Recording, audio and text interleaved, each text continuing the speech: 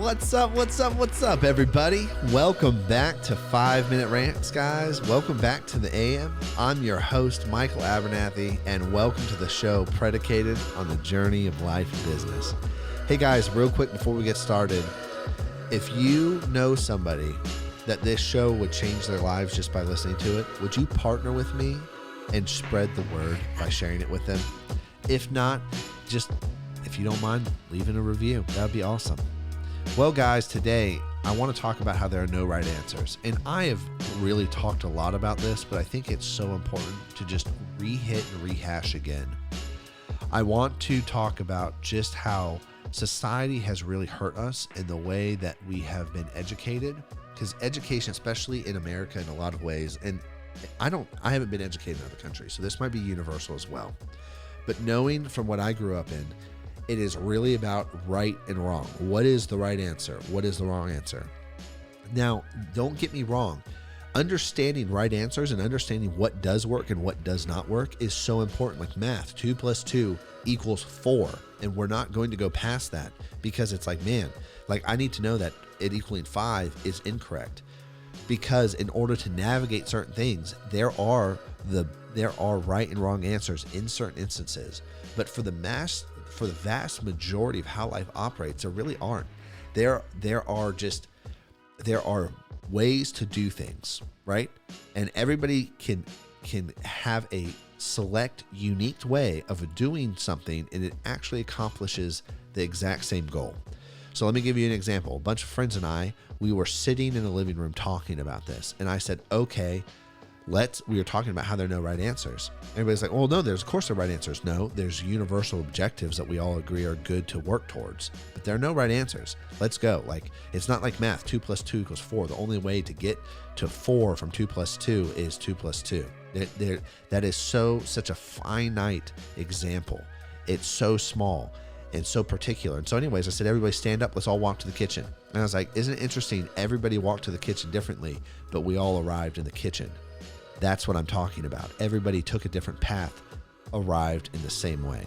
And that's really how it is in business. It is so important to know that this is how business is.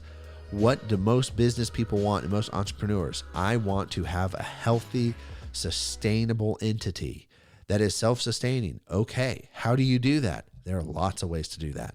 Now, there are frameworks. There are things that people have done that work before, right? And there are principles that seem to be universal. But the way I implement them, the way I do them, the way I create offerings, the way that we build processes and systems is different than how everybody else does. The key is, am I actually improving to find the better way? Not the right answer, but the better way. And that is really part of the heart position in business, is constant and continual improvement. Am I finding the better way? Right? Going back to that example of friends all walking into the kitchen together, we all took different paths. Well, it seems to be like the least efficient way is to jump over the couch and go through all the front foyer, through the dining room, then walk into the kitchen through a different door. Okay, that's not the better way, unless my goal is I would like to take a longer walk to be healthy. Well, now that might be the better way. But if we're only judging it based off efficiency, it wouldn't be the better way. And so here's the thing. What is your goal and purpose in life? What is the greater good in the vision of the company? What is the purpose? How do we want to do things? Do we want to stay small and tactical? Do we want to stay smaller? Okay, cool. Everybody's like, I've got to build a massive company like Amazon. Nope. That's what they did. That's what Bezos wanted. Is that what you want? What are you building in life? And so here's the thing. There are bad ideas, there are good ideas, and there are better ideas. And you get to decide what you want to build. And that's a step that most people skip. They actually don't know what they want to build, and we're just copying. And as a result, when I copy somebody, I lose me oftentimes if I haven't purposely made a decision saying, this is what I want to build. This person has a piece of what I want to build, and this would be a better way to get there sooner.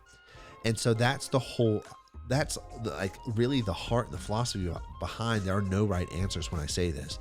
It's what are you building? What are you trying to build? What are you accomplishing? What's your greater good? What's your vision? And then what is the better way to get there and accomplish that?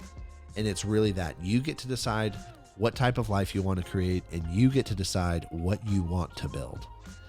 Well, guys, I'm way over, and I'll catch you later. Peace.